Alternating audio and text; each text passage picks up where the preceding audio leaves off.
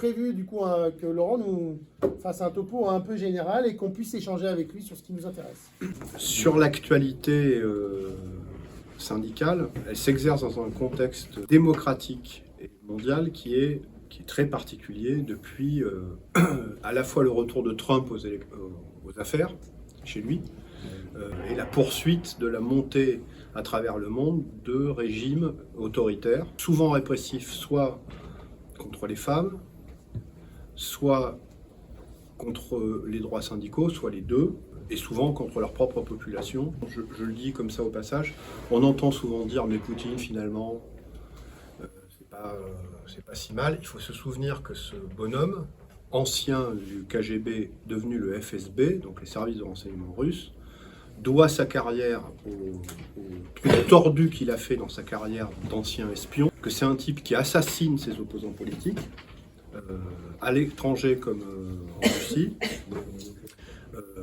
qui n'est élu que parce qu'il a éliminé la concurrence, et que c'est des élections qui sont donc faussées, et enfin qu'il a détourné l'argent de son peuple, en faisant fabriquer par exemple l'équivalent d'un méga château de Versailles pour sa propre personne et son entourage, et encore, sa fortune serait chiffrée en milliards de dollars. C'est vraiment un système qui prend les richesses du peuple, donc c'est ce qu'on appelle, si ce n'est une dictature, une démocratie autoritaire, avec une oligarchie, et donc des peu de gens qui prennent tout le pouvoir, et même le pouvoir financier.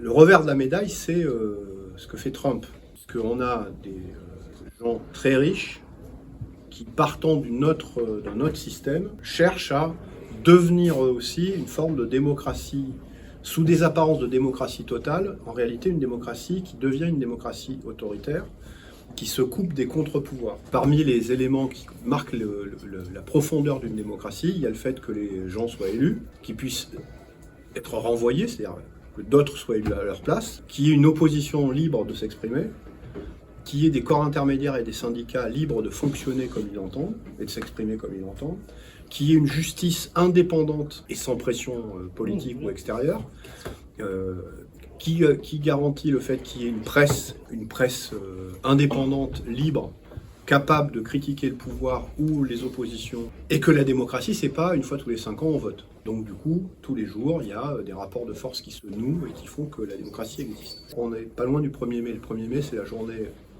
internationale du droit des travailleurs, mais c'est aussi une journée de lutte et de solidarité internationale. Et donc à travers le monde, on est solidaire de nos amis travailleurs qui, soit le syndicalisme est interdit, soit le syndicalisme existe, mais il est réprimé. On a des syndicalistes qui, à travers le monde, dans certains pays, meurent d'être des syndicalistes, sont emprisonnés, il y a de la répression, etc. Donc, notre syndicalisme s'inscrit forcément dans ce contexte-là, parce qu'on ne peut pas être syndicaliste, et encore moins à l'UNSA, si on n'est pas dans un cadre démocratique. Et le cadre démocratique le plus abouti possible. Et notamment notre syndicalisme, qui est un syndicalisme qui ne fuit pas le rapport de force, au contraire lorsqu'il est nécessaire, mais qui privilégie les solutions de négociation et de compromis. Il est évident que c'est plus facile d'avoir des compromis et des négociations dans un cadre où le cadre est loyal, sincère, honnête, soit avec les pouvoirs publics, soit avec les employeurs, publics comme privés, et donc avec un patronat qui essaye de jouer le jeu, ce qui n'est pas le cas, toujours. Mais au moins, les règles du jeu existent. Et donc c'est dans ce contexte qui est assez inquiétant, parce qu'on voit qu'il y a un affaiblissement des démocraties à travers le monde, et que même les démocraties qu'on dit libérales, dans le sens où elles sont complètes, pas libérales au sens économique, libérales au sens philosophique, c'est-à-dire il y a des contre-pouvoirs, il y a une justice indépendante, il y a une presse libre, il y a des corps intermédiaires, et parmi eux les syndicats, etc., etc. Cette démocratie est en train de s'affaiblir, à part l'Europe, peut-être le Canada, à travers le monde, les démocraties solides, ordinaires, qu'on connaissait, s'effacent ou s'effondrent. Les syndicalistes américains sont en ce moment vent debout pour essayer de contrer ce qui est fait par Musk et Trump, mais c'est très dur. La répression syndicale chez Amazon, aux États-Unis, chez Tesla, chez Musk, on voit la difficulté que les syndicats, avant même que Trump soit élu ou réélu, avaient à pouvoir agir correctement. Donc ça nous intéresse. Ça nous intéresse parce que ça peut nous tomber dessus. Et parce qu'on voit bien que cette vague autoritaire, populiste, donc ça nous intéresse. Ça nous intéresse parce que ça peut nous tomber dessus. Et parce qu'on voit bien que cette vague autoritaire, populiste, antidémocratique, elle touche l'Europe à travers tout un tas de courants de pensée, et qu'elle est prise en étau aujourd'hui entre la Russie de Poutine, l'Amérique de Trump.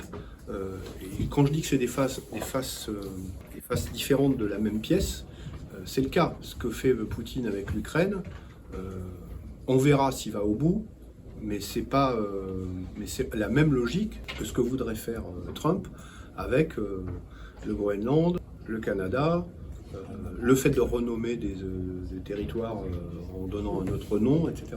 C'est-à-dire le fait de s'accaparer des territoires, bouleversant ainsi l'état international du droit, l'état de droit au niveau mondial, et donc la paix dans le monde au sens propre du terme, et donnant la prime à la loi du plus riche, du plus fort.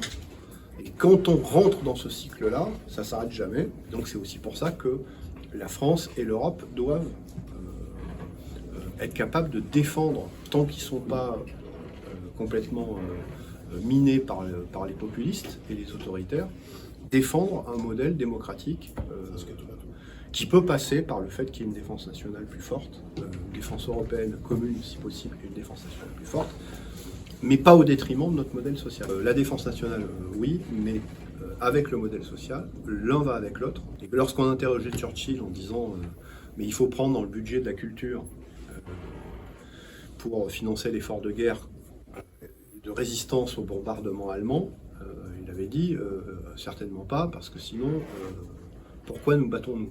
Ça sert à rien de vouloir s'armer ou se défendre ou se protéger ou dissuader d'autres de venir remettre en cause notre souveraineté et notre démocratie, si c'est au prix du fait qu'on renonce à nos droits démocratiques, à nos libertés, à notre modèle social, à notre protection sociale, à notre retraite, etc. Du coup, l'impact de tout ça sur les collègues ici. Et je pense que des fois, il peut y en avoir. Oui. Moi, je sais que je suis habitué à avoir des échanges où on dit, en gros, l'UNSA fait de la politique, mais en gros, ça peut paraître loin. Mais du coup, c'est quoi là, tu penses? C'est pour ça que je fais toujours le lien. Ouais. Quand je parlais des salariés d'Amazon aux États-Unis, j'étais bien dans quel modèle veut Trump et Musk. Ils veulent un modèle dérégulé. Et un modèle dérégulé, il n'y a pas de syndicat. Ou alors il y a un syndicat maison qui obéit au patron. C'est pas ce qu'on veut, nous. Nous, on veut défendre les gens qu'on représente. Donc on veut qu'à la fois les règles du jeu existent et que le syndicalisme soit libre de créer son rapport de force et de créer ses négociations. Du coup, pour revenir à nos moutons, d'abord, si on sacrifie le modèle démocratique, le syndicat sera directement impacté. La tentation, la première, c'est de supprimer les aides au syndicalisme. Donc, par exemple, le financement, ce qui vous permet de faire des formations dans les CSE ou dans les administrations. Les financements éventuels qui peuvent venir à nourrir le dialogue social dans les branches, les entreprises ou les administrations. Les mises à disposition ou les décharges syndicales, c'est tout ça qui est réduit. Donc on peut continuer, et moi je nous inviterais, si on est confronté à cette situation, à le faire, mais on peut continuer à militer et à défendre les gens sans avoir aucun moyen. Le bœuf à bas d'une lutte de résistance ou de reconquête de nos droits ne peut pas s'appuyer sur des gens qui décideraient que sous prétexte qu'il n'y a plus de délégation syndicale, de décharge syndicale ou d'argent ou de locaux,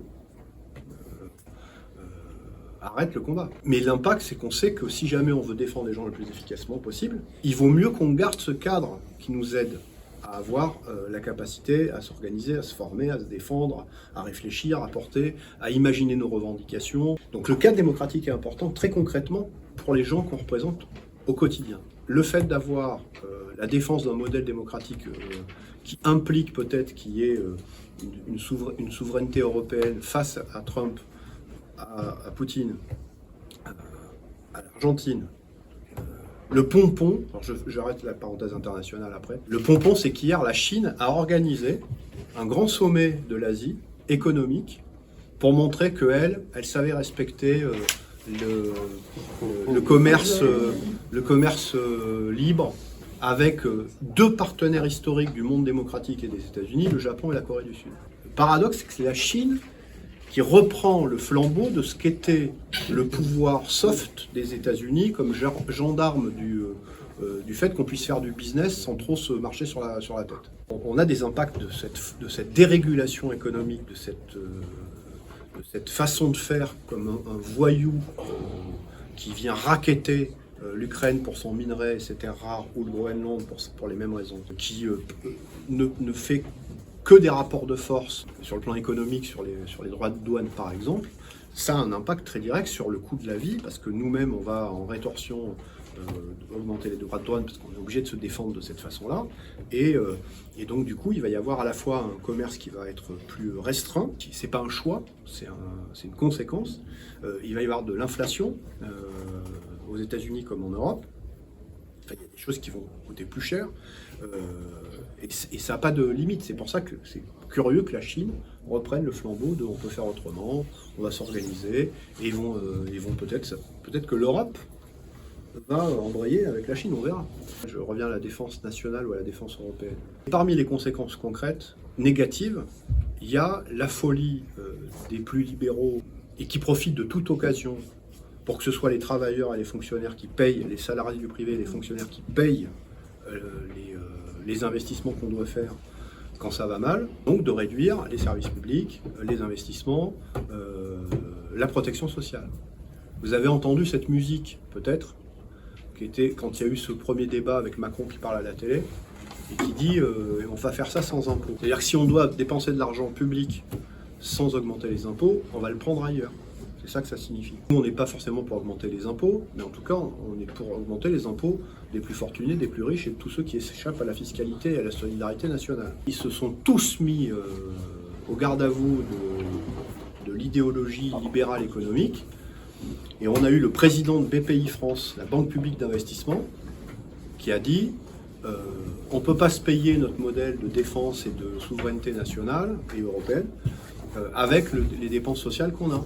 Faire passer le budget de la défense, le faire monter progressivement à 4 voire à 5% du PIB, il faut aller choper les 32% du PIB qui servent à la protection sociale.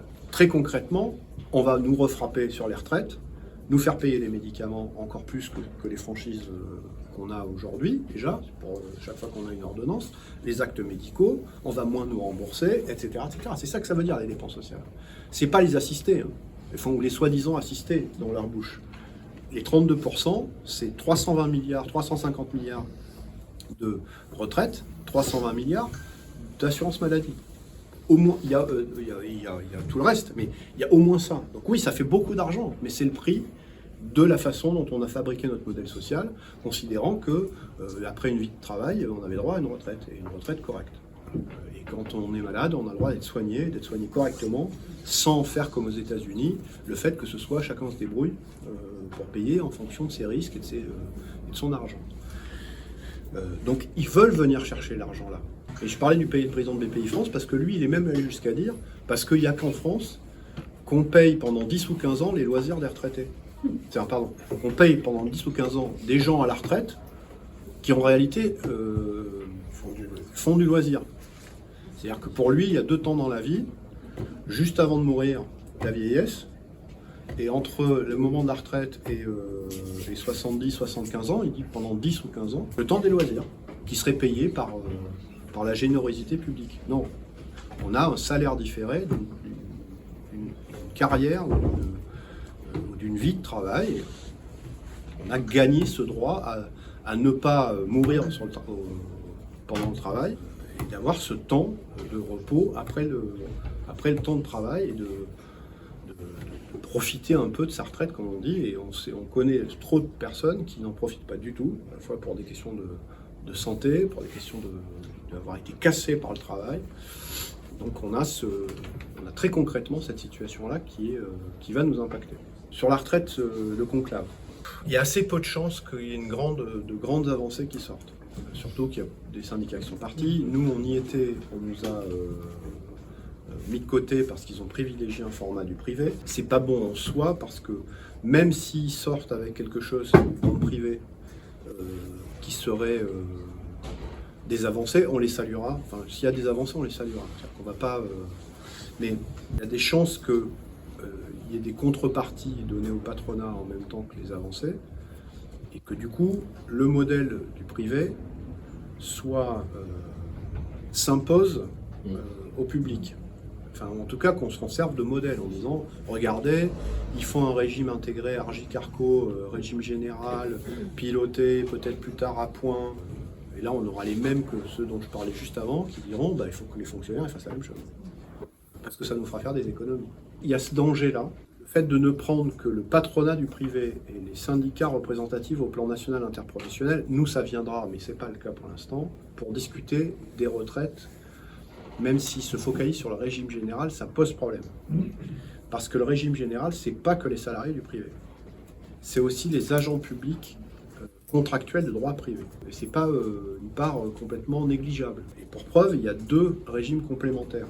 Pour les salariés du privé de droit privé, l'Argicarco. Pour les contractuels de droit privé, l'Ircantec. Donc il y a bien 2 caisses complémentaires de retraite.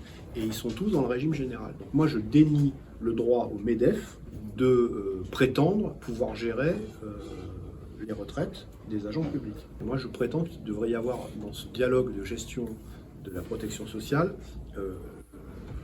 les syndicats du public et du privé principaux, les employeurs privés comme publics, et l'État. Notre système de protection sociale, c'est aussi la solidarité. Le RSA, le minimum de pension, prise en compte d'un certain nombre d'éléments qui sont financés non pas seulement par le travail et les cotisations, mais par soit la fiscalité, soit les contributions sociales, la fameuse CSG.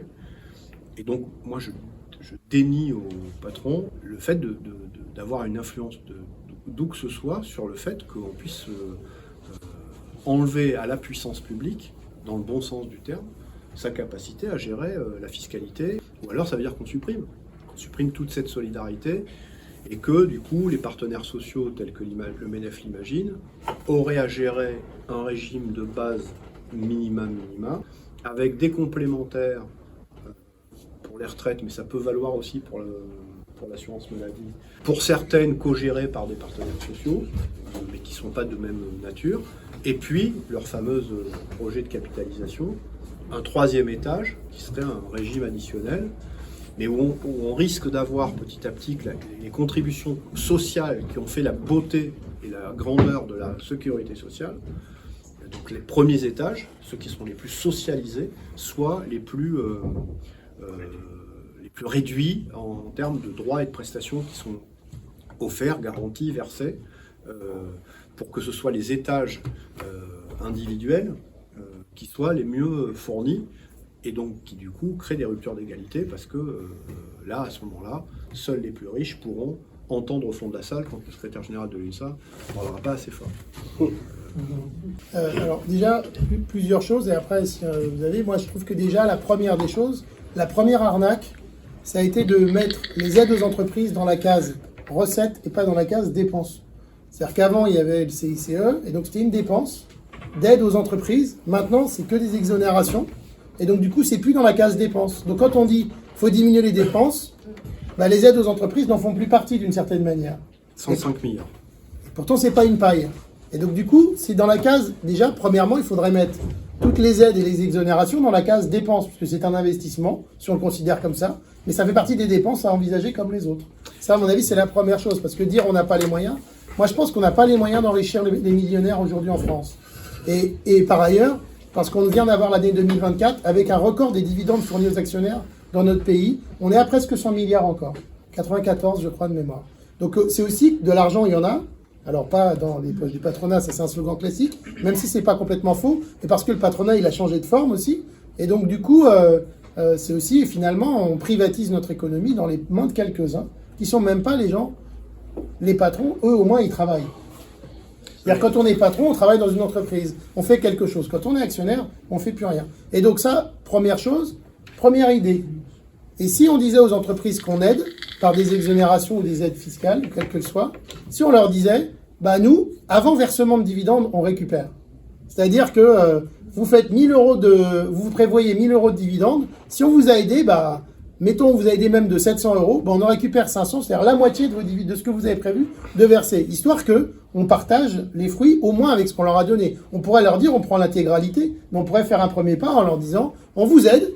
Donc avant de verser l'argent public aux actionnaires, c'est ce que vous êtes en train de faire, on devrait le récupérer, au moins en partie. Et ça, personne n'en parle, alors que ça devrait être la base. L'autre chose qui est quand même problématique avec la capitalisation, c'est qu'on voit bien que qui dit capitalisation dit d'énormes masses financières, on l'a vu avec les Américains notamment, et un peu les Anglais, d'énormes masses financières, avec des gens dont le boulot, c'est de faire fructifier de l'argent, y compris au détriment de l'emploi. Et c'est un des grands changements de ces 40 dernières années dans notre économie, c'est des gens qui investissent pas dans les entreprises, mais qui décident juste de faire du profit là où ils sont. Et donc la capitalisation, c'est encore augmenter le nombre de gens dont le but dans une entreprise n'est pas son développement. On pourrait dire qu'un chef d'entreprise, son but c'est que sa boîte se développe.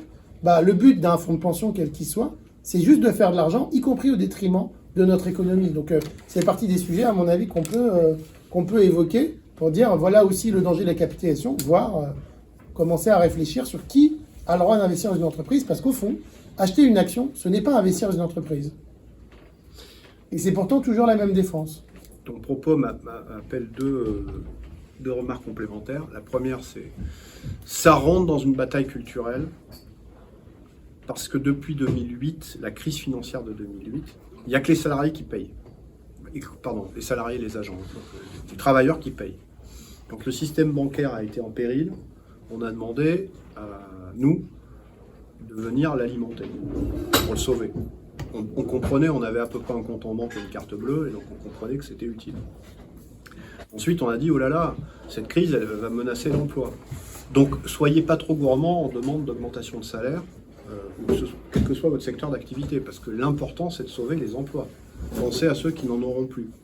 Ensuite, on a dit, parce qu'il y a eu des pays qui ont été très durement touchés et qui ont vu leur nombre de fonctionnaires, voire le salaire des fonctionnaires, voire leur protection sociale considérablement diminuer. Et donc, on nous a dit, nous, en France, soyez pas trop gourmands pour avoir de nouveaux droits sociaux ou des nouveaux emplois publics ou des nouveaux salaires, enfin des augmentations de salaire, parce que vous allez être la Grèce. Déjà, soyez contents qu'on ne supprime pas des postes ou voire même des salaires ou des droits, etc., etc. Jusqu'au Covid, où lorsqu'il a fallu qu'il y ait des premières lignes, des secondes lignes et des troisièmes lignes qui bossent malgré tout et qui fassent tenir le pays pour pas qu'il s'écroule,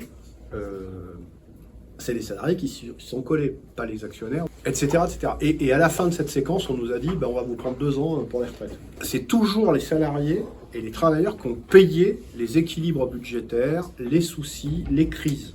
Et donc, ça fait plusieurs années qu'à l'UNSA, on dit, c'est le tour des salariés, le tour dans le bon sens du terme, c'est à nous maintenant. Donc c'est pour ça qu'on revendique des augmentations de salaire, c'est pour ça qu'on demande que la protection sociale soit soutenue, voire améliorée, et surtout qu'on pose un débat alternatif à celui qu'on entend en permanence. Le déficit public, vous vous rendez compte, la dette publique. Je vais vous donner un exemple. On dit qu'on a 115 milliards 115% de dette, 115% du PIB. Ça correspond, je vous le fais à la louche, à 3500 milliards d'euros. C'est très important, hein. Mais quelqu'un qui gagne, c'est un bon salaire, 2000 euros. À la fin d'année, il a 24 000 euros. S'il achète une R5 électrique, il est endetté, s'il la loue pas, il est endetté à 35 000 euros. Donc il est endetté à 130, 140% de son produit personnel annuel, son PIB à lui. La dette, elle est relative. Au Japon, après la Seconde Guerre mondiale, et pourtant le Japon a eu une croissance économique très importante, où certains pays vont jusqu'à s'endetter à 170, 180% de leur richesse produite chaque année, l'important étant que ce ne soit pas des dépenses inutiles. Alors, le modèle social, nous, on considère que c'est utile, et ensuite, il y a effectivement de l'investissement pour créer des emplois, pour faire de nouvelles filières industrielles ou économiques, etc. Mais la dette en elle-même, c'est pas un problème. On ne mène plus la bataille, enfin nous on mène la bataille, mais elle est trop peu entendue dans le débat public, d'une meilleure répartition des richesses que nous on produit, nous les travailleurs. Et tous les travailleurs, hein, ceux du privé comme du public. Tout le monde contribue à la création des richesses. Ces richesses sont mal réparties.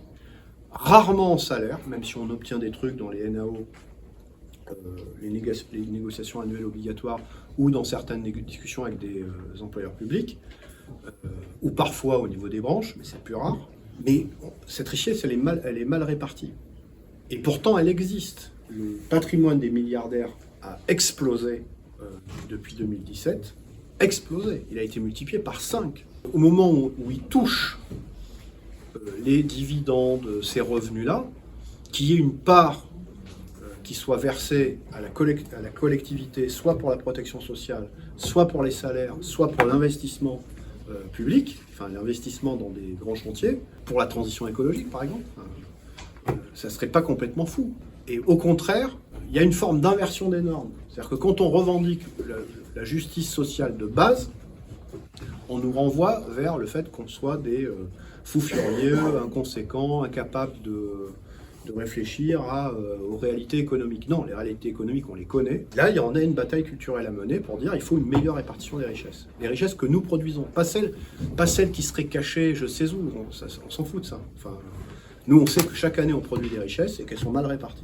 Il y en a trop qui vont dans la poche de quelques-uns et pas assez vers le collectif, le social et les salaires. Il n'y a pas une problématique aussi, enfin une problématique, je ne sais pas comment quel est le bon mot, mais de refléchage justement de l'épargne, des retraites supplémentaires. Toutes les retraites supplémentaires du privé qui peuvent être payées partent en partie sur de l'investissement dans des fonds de pension, etc.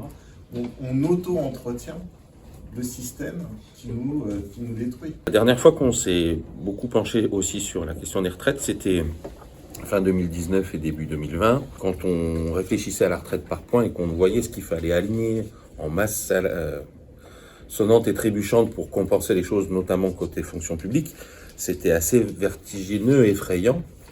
Et on se disait qu'on n'était pas à l'abri d'une crise financière qui pouvait mettre ça à plat. Alors on a eu une crise sanitaire. Voilà. Maintenant, on a une crise politique qui amène des éléments d'investissement dans l'armement et la défense. Et ça pose pas mal de questions. Donc voilà, c'est le contexte qui nous interroge. À l'époque, on nous avait un peu taxé d'être candide par rapport à tout ça. Donc où on en est par rapport à tout ça? Oui, c'est le nœud. C'est pour ça qu'on préfère les choses socialisées à celles qui sont capitalisées. On n'interdit à personne parmi nous d'avoir des actions, mais chacun se débrouille, quoi. Plus on a des choses capitalisées, moins elles sont stables, et plus il y a le risque d'effets pervers, d'effets négatifs, pas attendus, comme par exemple que la personne qui gère ton plan d'assurance vie ou ton PERCO, pour bien le rentabiliser, se débrouille pour fermer l'entreprise de sous-traitante de la boîte dans laquelle tu travailles, qui va du coup être en difficulté et va devoir payer plus cher son sous-traitant, et donc du coup fermer des emplois dans ta boîte. Enfin, c'est ça le problème quand c'est socialisé, c'est stable. C'est parfois moins rentable, mais c'est stable. La différence entre les obligations et les actions, où il y a une rentabilité stable garantie par l'État, ou la puissance publique, et l'action, où il y a une part de risque. On n'est pas fou, on sait que ça existe, mais on aimerait que ça reste une portion faible par rapport à la protection sociale collectivisée, dans le bon sens du terme. Les communs, ce qu'on met en commun, nous, avec le principe de chacun touche selon ses besoins et paye selon ses moyens, ce qui est la garantie du régime social universel tel qu'on l'a fabriqué après la Seconde Guerre mondiale en France.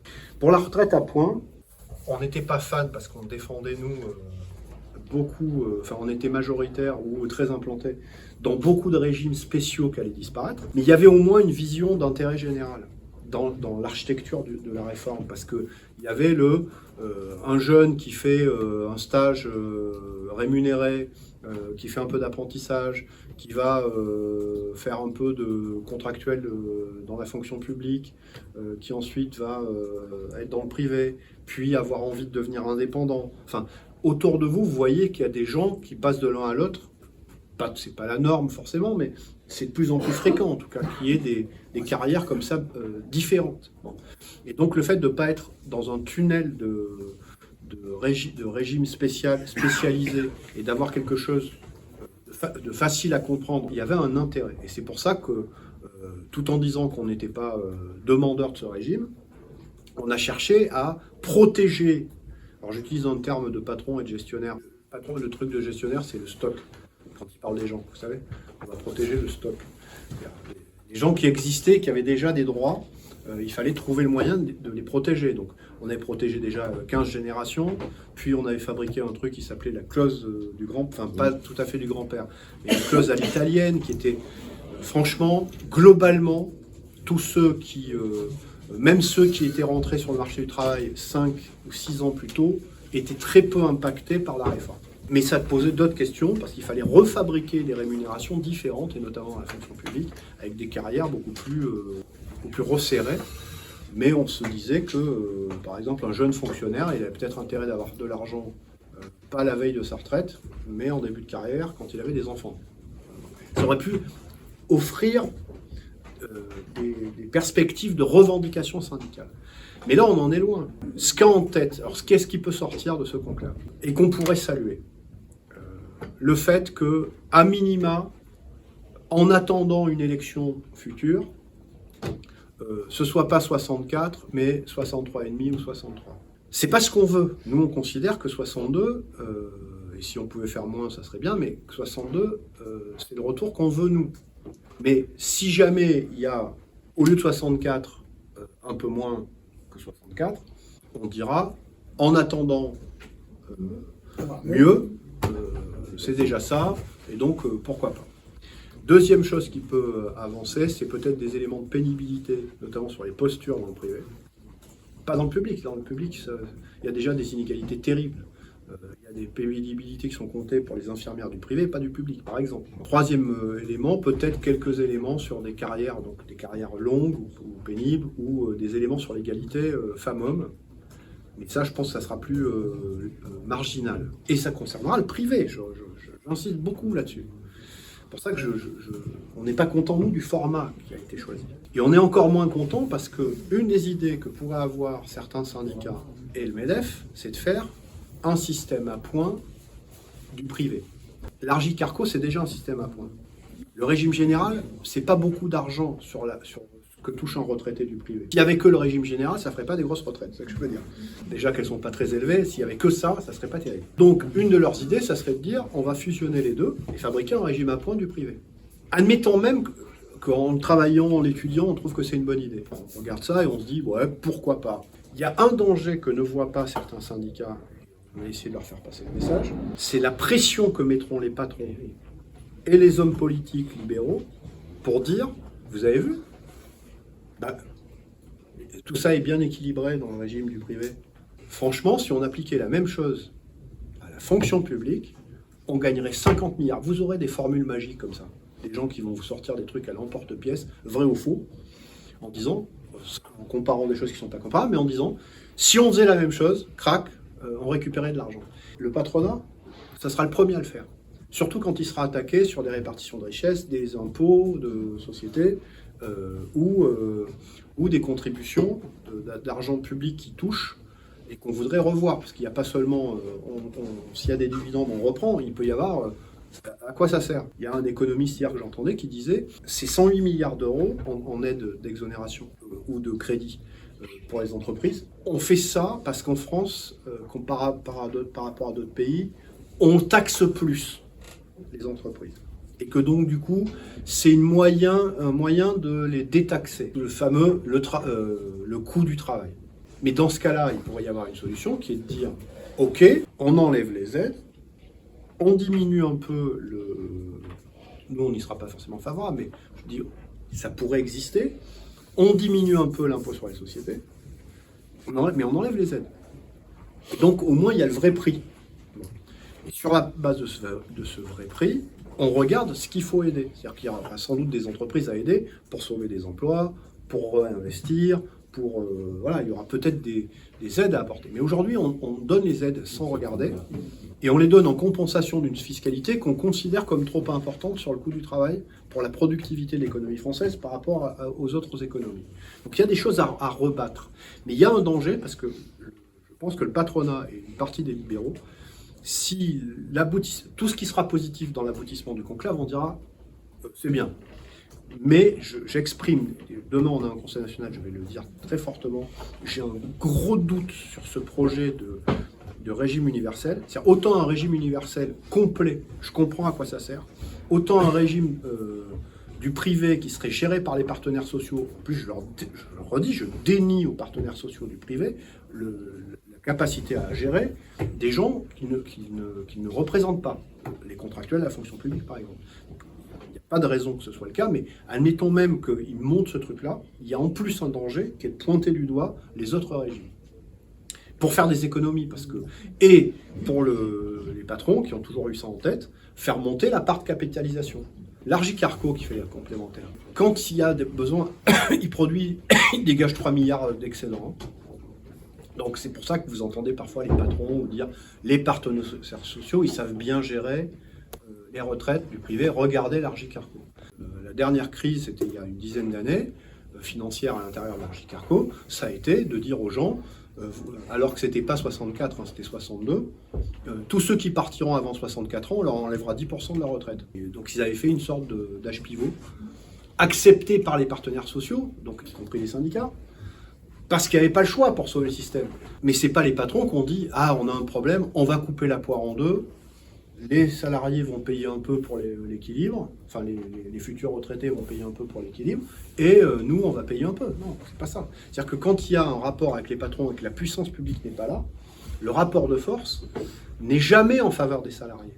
Ça ne veut pas dire que les patrons sont tous idiots ou pas sympas ou pas intéressés aux éléments collectifs. Ils représentent un groupe professionnel et ils ne peuvent pas prendre la responsabilité de dire aux entreprises ah ben tiens, on a fait une bonne réunion avec les syndicats, désormais tu vas payer 10 euros de plus par mois pour tous tes salariés. Ils ne peuvent pas faire ça. Et nous, on subit le chantage de plutôt que de ne pas avoir de retraite, on préfère faire un petit effort. Au final, c'est ce qu'ils ont fait. Et c'est ce qu'ils ont fait. Non, mais non, c'est ce qu'ils ont fait parce que la prévoyance, elle augmente. Du coup, ils disaient qu'ils ne voulaient pas d'augmentation de cotisation. Bah, c'est la partie cotisation sociale qui n'est pas augmentée, donc ce qui est collectif. Mais la partie prévoyance, désolé pour les collègues qui travaillent dans ces secteurs-là, mais c'est ça qui a augmenté. Et du coup, c'est la partie privatisée de notre protection collective qui a augmenté. Mais le montant à la fin, c'est le même, finalement. Donc c'est assez... Et puis par ailleurs, sur les patrons, moi je voudrais leur dire aux mecs du MEDEF qu'ils ne représentent pas les patrons. Pourquoi je vous dis ça? Parce que quand on a discuté sur les retraites, il y a un certain nombre de gens du MEDEF en local avec qui on a discuté. Je pense à la logistique, je pense au bâtiment, des structures avec lesquelles on parle. Et les patrons, ils étaient contre la réforme des retraites. Ils étaient contre parce qu'eux, ils savent que dans leur métier, les gens, ils vont pas jusqu'à 64 ans. Il y a déjà un tiers des ouvriers qui meurent avant 65 ans déjà, pour commencer. Et ensuite, il y a des métiers pénibles comme ça, ils savent. Moi, j'ai discuté avec un patron qui m'a dit, écoute, moi, il y a un mec, ça fait 30 ans qu'il est chez moi, je viens lui faire un chèque parce qu'il a 59 ans, il va avoir 60 ans l'année prochaine, il veut partir à la retraite. Je vais pas le lâcher, ce type a toujours bien bossé pour moi. Et de toute façon, il va être en arrêt de travail systématiquement sinon.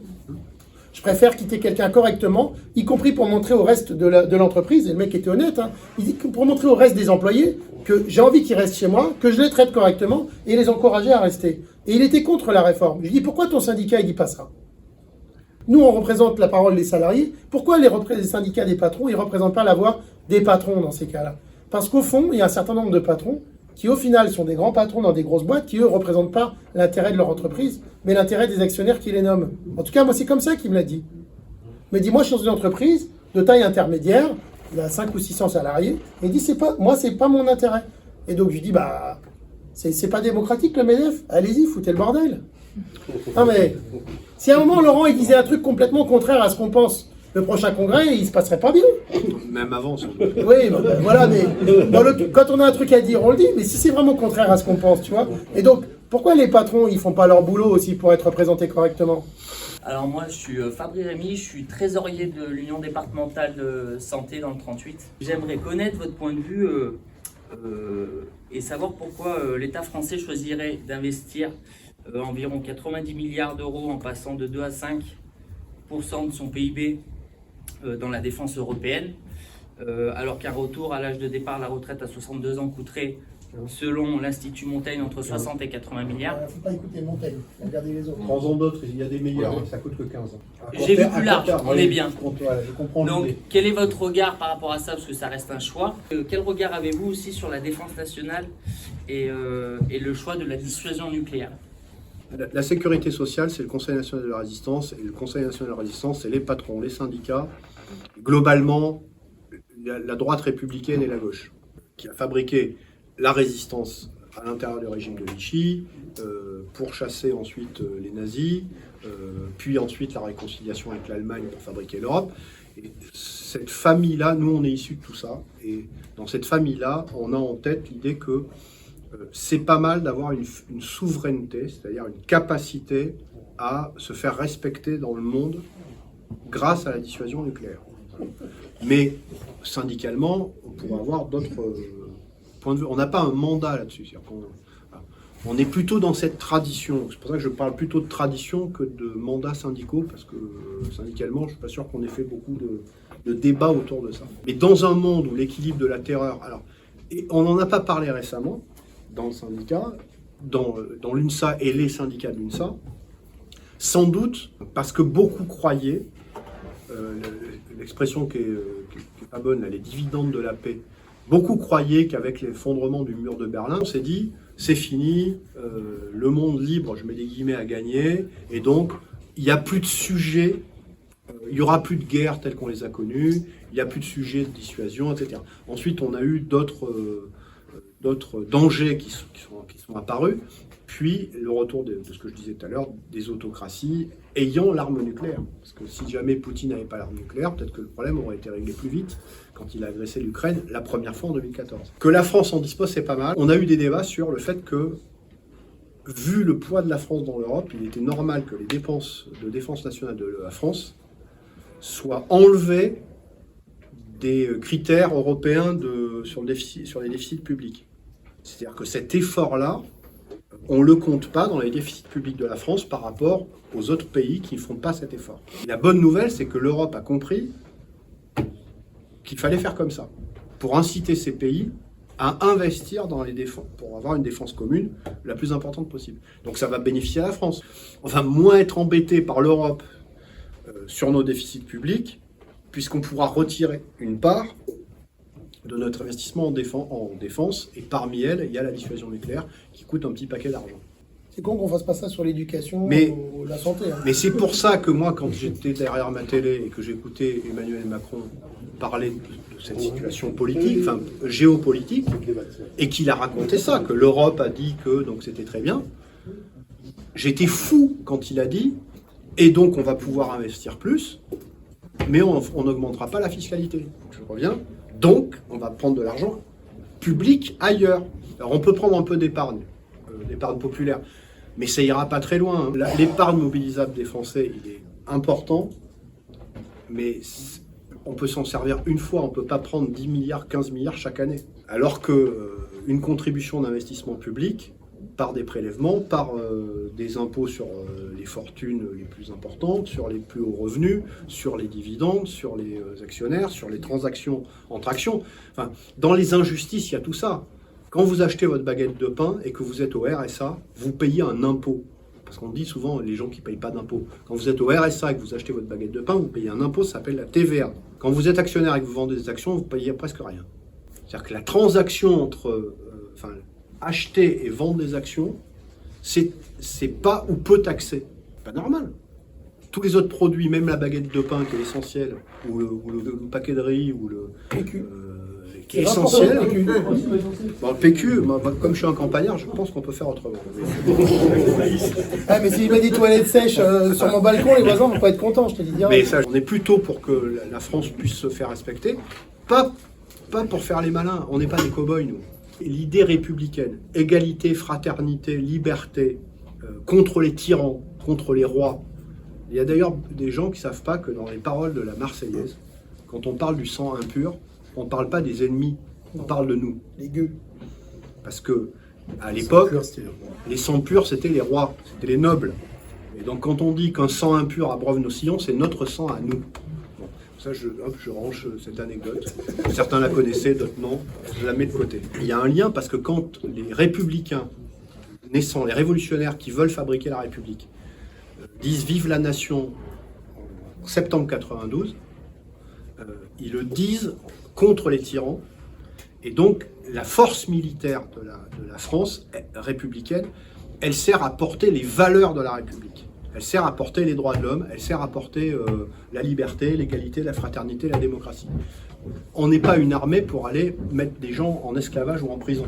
On est une armée pour se défendre de nos principes et pour aider d'autres à défendre ces principes républicains. Voilà pourquoi on est attaché à la souveraineté nationale. En chance inversée, non, pas tout de suite. Je rappelle à tous les autres que les scientifiques aux États-Unis en fait ont été fortement opprimés là, depuis l'arrivée de Trump, Elon Musk. Donc il y a eu notamment des scientifiques américains qui font partie du GIEC qui ont été interdits de participer à une réunion parce qu'elle se tenait en Chine. Des mesures importantes donc, de rétorsion budgétaire sur les universités aussi qui sont actuellement. Donc, on est face à ça, donc face à cette attaque vers les scientifiques, dont les scientifiques du monde entier ont décidé effectivement, au travers donc, le mouvement Stand Up for Science, donc, qui est né aux États-Unis, de l'internationaliser et d'en faire une cause commune, considérant que la science est un bien commun. Donc je voulais savoir donc, si effectivement on comptait prendre position là-dessus. Ma deuxième question, c'est sur la loi de simplification là, qui fait parler d'elle en ce moment, et sur le risque notamment de voir disparaître les Césaires. Je voulais savoir en fait quelle était notre... Enfin, j'aurais bien aimé, j'ai vu que le CESE là, avait pris une position sur le sujet pour défendre l'existence des Césaires.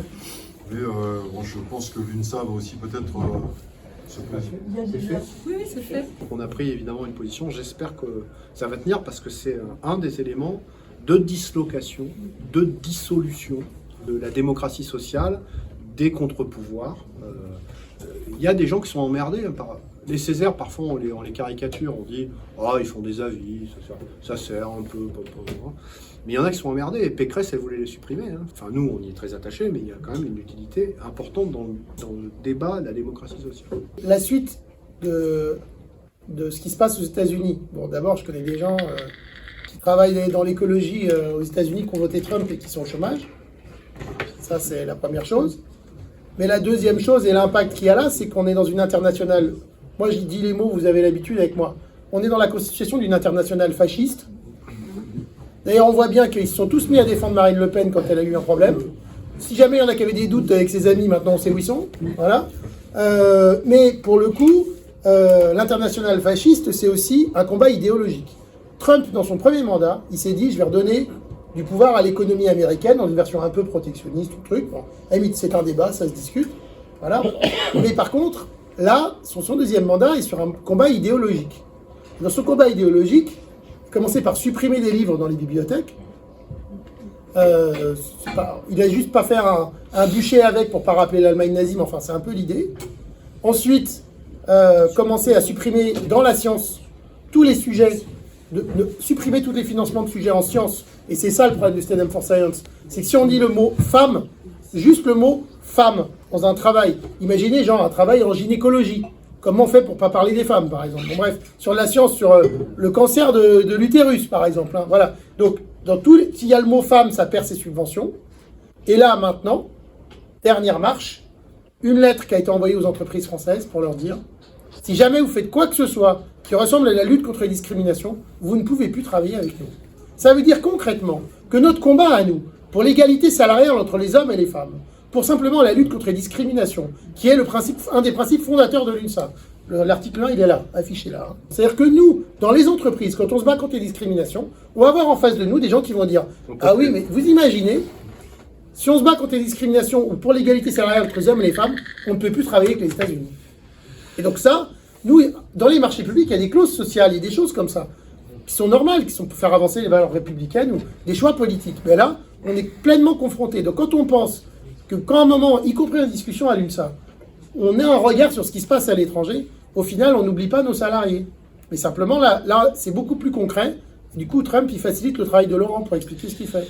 Je suis très favorable, évidemment, à ce qu'on ait une expression publique. Je ne sais pas si on en a eu une ça, mais une ça, évidemment, nos fédérations les plus impactées peuvent également l'avoir, et je pense qu'elles l'ont eu d'une manière ou d'une autre. Mais moi, je suis plutôt favorable, parce que ça fait plusieurs années que je vois venir des trucs, indépendamment de Trump. Et que je me dis qu'il y a une forme de décadence des démocraties, décadence comme la décadence de l'Empire romain. L'Empire romain, avant de s'écrouler, il pensait qu'il était éternel. Il y a tout un tas d'éléments qui ont fait que boum, il s'est écroulé. Et il y a une forme de pression sur les démocraties, et parmi elles, il y a l'inégalité. Il y a la bataille pour l'égalité ou la bataille contre les inégalités. Certains économistes ultralibéraux de l'OMC, par exemple, ça fait plusieurs années qu'ils disent que le système va s'écrouler si on ne règle pas, une partie en tout cas, eux ils sont pas pour, ils n'ont pas les mêmes revendications que nous malheureusement, mais si on ne règle pas les problèmes d'inégalité, à la fois entre pays et à l'intérieur de tous les pays. Dans cette décadence, elle se traduit par le fait qu'on est en train de briser des morceaux de couple qui fabriquaient les molécules démocratiques. Il y avait ce côté, la démocratie, elle va avec l'humanisme républicain ou l'humanisme des droits de l'homme dans le bon sens du terme.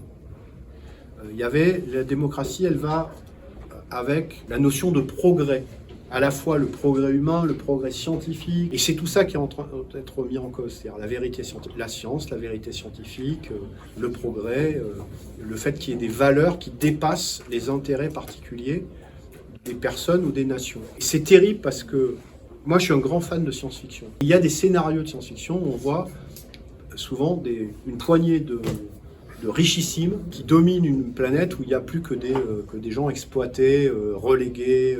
Autant il y a 10 ou 15 ans on pouvait penser que c'était possible mais très peu probable. Aujourd'hui c'est non seulement possible mais probable. C'est-à-dire qu'on peut se retrouver avec des Musk par dizaines, par centaines, qui disent que le réchauffement climatique, non seulement on s'en fout, mais s'il y a 3 milliards ou 4 milliards de personnes qui en souffrent et qui meurent, c'est pas grave. Pourvu que eux, dans leur bulle protégée, puissent fabriquer un écosystème viable pour leurs proches. C'était inimaginable avant. On pensait que les destinées du monde faisait que le couple démocratie, progrès scientifique, progrès humain faisait que on avait des causes qui nous rassemblaient tous. Il y avait même une hypothèse qui avait été étudiée par des psychologues, sociologues, de si jamais des extraterrestres venaient sur Terre, ça serait la paix sur la Terre. Donc, il y avait un réflexe de... Mais là, je ne suis pas sûr, je pense qu'il y en a certains qui dealeraient avec... admettons qu'ils soient méchants, hein, qui trouveraient le moyen de dire vous avez qu'à prendre l'Afrique et l'Europe, et puis nous, vous nous laissez tranquilles, et puis et là, on a ce scénario catastrophe au sens mais crédible. Et parmi eux, il y a ce recul de la science, du progrès et de la vérité dans le sens scientifique du terme. On est le 1er avril et il y a un très mauvais poisson qui arrive aujourd'hui. C'est le fait qu'on va être beaucoup moins bien remboursé quand on est malade. On prend 10% dans la gueule. Comment on va faire entre les moins bons remboursements? Qu'est-ce qui est en jeu aujourd'hui? Qu'est-ce qu'on peut faire avec ça? À court terme, on n'y peut rien, mais il ne faut pas lâcher l'affaire. C'est-à-dire que je parle des 10% ou d'autres mauvaises nouvelles de ce type. Il faut continuer à dire que c'est dégueulasse et utiliser les mots tels qu'ils sont. C'est une mesure, une petite économie, mais qui a des grandes conséquences pour des gens, et c'est des actions qui sont dégueulasses. Il y avait déjà des gens qui se soignaient peu, qui n'allaient pas consulter, qui ne prenaient pas leur congé maladie alors qu'ils en avaient besoin, y compris besoin pour ne pas contaminer leurs collègues, etc. Enfin, donc il y a des choses, il y a des petites économies de bout de chandelle qui sont dégueulasses, et donc il y a cette bataille culturelle plus globale à mener. Il y a d'autres façons de financer nos besoins en droits sociaux, en investissement, en solidarité. Il y a une meilleure répartition des richesses que nous produisons à opérer, et on doit prendre une part plus importante pour nous. Merci. Pour nous autres. On va Merci terminer là-dessus.